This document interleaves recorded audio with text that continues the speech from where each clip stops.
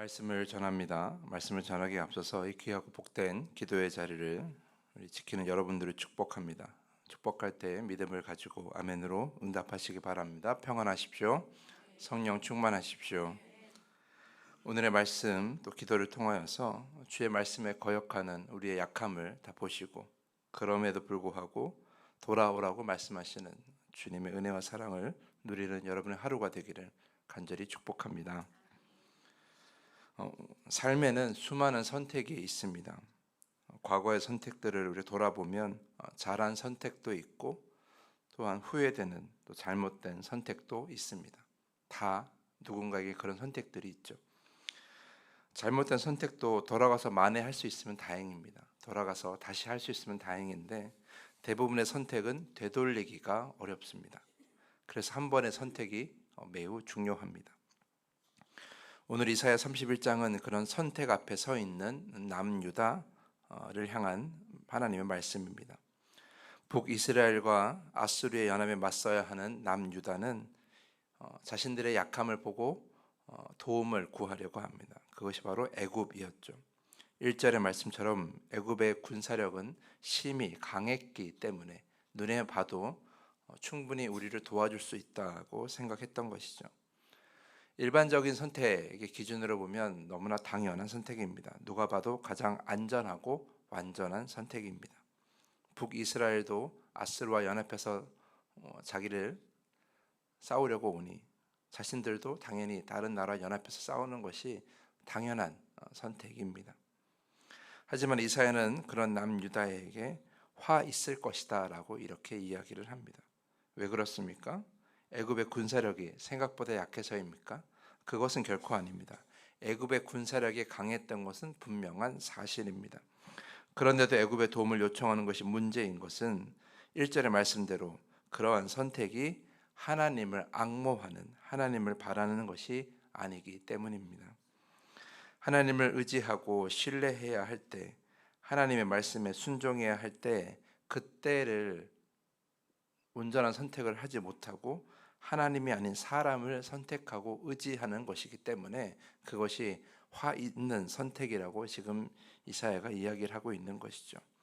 3절 말씀을 읽어보면 애굽은 사람이요 신이 아니며 그들의 말들은 육체요 영이 아니라 여호와께서 그의 손을 펴시면 돕는 자도 넘어지며 도움을 받는 자도 엎드려져서 다 함께 멸망하리라. 이스라엘은 믿음의 공동체였습니다. 하지만 영이 아닌 사람의 시선으로 자꾸 이 일을 해결하려고 했다는 거예요. 그들은 믿음의 공동체에서 믿음을 가지고 하나님의 안에서 자꾸 이 문제를 봐야 되는데 그렇지 못했다라는 거예요. 그래서 심판하시고 도우시는 하나님의 손을 영적인 시각으로 바라보지 못하고 하나님을 망각하며 하나님이 그 공동체 안에 없는 것처럼 그들은 선택했다는 것이죠. 이스라엘의 역사를 보면 그들은 계속해서 이런 실수를 반복합니다. 북이스라엘과 남유다로 분열된 것도 그렇고 하나님이 아닌 이방신을 섬기는 것도 그렇고 분열과 약함 속에서 다른 나라들에게 자꾸 도움을 요청하는 것도 다 같은 모습입니다. 늘 그들은 어려움과 또한 자신의 상황 속에서 하나님이라는 존재를 부정하고 영적인 시각으로 바라보지 않으며 하나님의 말씀을 거역하며 자기들 마음대로 했습니다. 하나님은 그런 이스라엘 민족이 그런 이스라엘이 뭐가 좋다고 이렇게 또 말씀을 주시고 또 이렇게 말씀을 주시고 또 경고하시는지 그냥 망하게 내버려 두면 속 편할 것 같은데 하나님은 그런 이스라엘을 끝까지 붙잡으십니다. 하나님의 그 인내와 사랑은 오늘 6절 말씀에서 최고조에 달합니다. 6절 말씀 보면 이스라엘 자손들아 너희는 심히 거역하던 자에게로 돌아오라. 여러분 심히 거역한다는 말에 주목하십시오. 심히 거역하였다. 이것은 뭘 의미합니까? 하나님께로 돌아갈 수가 없다는 겁니다. 너무나 심하게 하나님을 부정하고 너무나 심하게 하나님의 말씀에 불순종하고 너무나 심하게 하나님 없는 것처럼 살아왔던 그들은 이미 건널 수 없는 강을 건넌 것이나 마찬가지라는 거예요. 하나님께 돌아갈 수 없다라는 거죠. 저는 이 말씀을 보면서 신약 성경의 예수의 비유 중에 집 나간 둘째 아들의 이야기가 생각이 났습니다. 아버지께 물려받을 재산을 미리 받아서 아버지 곁을 떠난 그 둘째 아들. 이 이야기가 비유이지만 사실 현실이었다면 돌에 맞아 죽을 이야기예요.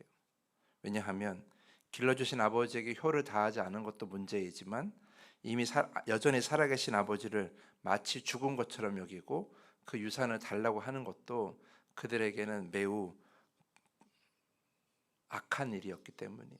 그래서 그 아들을 질책하고 돌을 던져서 죽일지라도 아무도 뭐라 하지 못하는 그런 상황이었다. 그런데 그런 둘째 아들을 돌아오기를 바라는 것은 아버지였어요. 이 비유에서 아버지가 누구예요? 바로 우리 하나님이시라는 거예요. 돌아올 수 없는, 돌아와도 돌에 맞아 죽을 수밖에 없는 그런 중한 죄.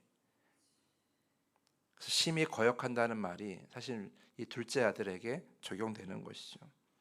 그런데 예수님께서는 그럼에도 불구하고 아버지께로 돌아갈 수 있다, 이렇게 이야기를 합니다. 왜냐하면 아버지가 돌아오기를 바라고 계시기 때문이다라는 거예요. 이사야 말씀을 통해서도 그렇고 오늘 예수의 비유를 통해서도 그렇고 하나님은 늘 같은 모습입니다. 지금도 우리 하나님은 여러분들에게, 우리들에게 같은 모습입니다. 심히 거역했어도 돌아오라, 하나님이 기다려 주신다라는 거죠. 얼마나 큰 은혜입니까? 우리가 잘못된 선택을 했을 때에도, 우리가 하나님의 말씀을 거역했을 때에도 그냥 그것으로 내 인생이 하나님으로 단절된 것이 아니라 다시 하나님께로 돌아갈 수 있다는 것이 얼마나 큰 다행입니까? 우리는 이 은혜를 잊어버리고 망각하며 살아갑니다. 하나님께서 마치 언제나 우리를 받아주시는 것처럼 여기는데요. 여러분, 하나님이 언제까지 우리에게 팔을 벌이며 기다리시겠습니까? 돌아갈 수 있을 때 돌아가셔야 하는 겁니다. 하나님께서 다시 받아주실 때 다시 돌아가셔야 되는 겁니다. 언젠가는 그 품이 닫힐 것이고 언젠가는 양과 염소가 구별될 것이며 결국 하나님께서는 자신에게 말씀에 순종하는 자들만은 이 자리에 남기며 결국은 하나님의 나라는 그렇게 완성될 거예요. 근데 우리가 그때가 언제 올지 모르는데, 그때가 도적같이 우리에게 찾아올지 모르는데 하나님께로 돌아오라는 이 말씀에, 그 말씀에 우리가 하나님을 온전히 사랑하지 못하고 그것을 이용하려는 우리가 얼마나 어리석은지 모릅니다. 죄를 짓고 돌아가면 되지, 또 죄를 지어도 다시 돌아가면 되지, 이전과 같은 모습을 살면서 그래도 돌아가면 되지, 그렇게 하나님의 사랑을 이용하는 자가 되지 마시고 돌아오라고 하시는 그 말씀에 여러분이 사랑과 그 은혜를 경험하면서 다시는 이런 길을 가지 않겠다고 그렇게 마음을 찢는 회개를 가지고 하나님께 돌아가셔야 되는 거예요. 하나님께서 돌아오라는 말씀, 거역하던 자에게 돌아오라는 그 말씀은 결국 바뀔 마음이 있을 때, 그 아버지와 영원히 함께하고 싶을 때 돌아가라는 거예요.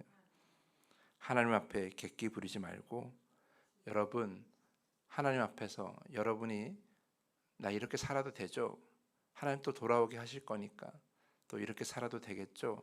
라는 그런 어리석은 생각하지 마시고 당장 우리가 불필요한 마음들, 불필요한 생각들을 다 버리고 거역하던 우리의 모습을 제대로 보고 하나님께로 돌아가시기 바랍니다. 그래야 하나님의 구원을 우리가 온전히 누릴 수가 있는 겁니다. 지금 있는 자리에서 하나님, 나 여기 있어도 하나님이 알아서 저를 보호해 주시겠죠? 라는 그런 어리석은 생각 이제는 버리십시오. 하나님께서 말씀하십니다. 거역하던 나에게로 돌아오라. 이 말이 은혜이지만 또 경고이기도 한 거예요. 언제 그 마음이, 그 품이 끝날지 모르고 닫힐지 모르니 이제 얼른 돌아가십시오.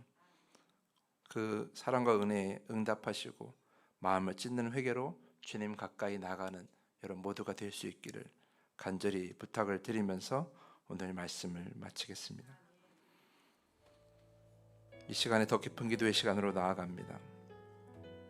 죄인들에게도 돌아오라고 말씀하시는 주님, 그 사랑과 은혜에 곧바로 응답하게 하시고 온전한 예배와 마음을 찢는 회개로 주님 가까이 한 걸음 더 나아가게 하옵소서. 오늘이 그런 날이 되게 하여 주시옵소서. 이 시간에 기도하기를 부탁을 드립니다. 우리 주기도문을 고백한 후에 더 깊은 기도의 시간으로 나아갑니다. 하늘에 계신 우리 아버지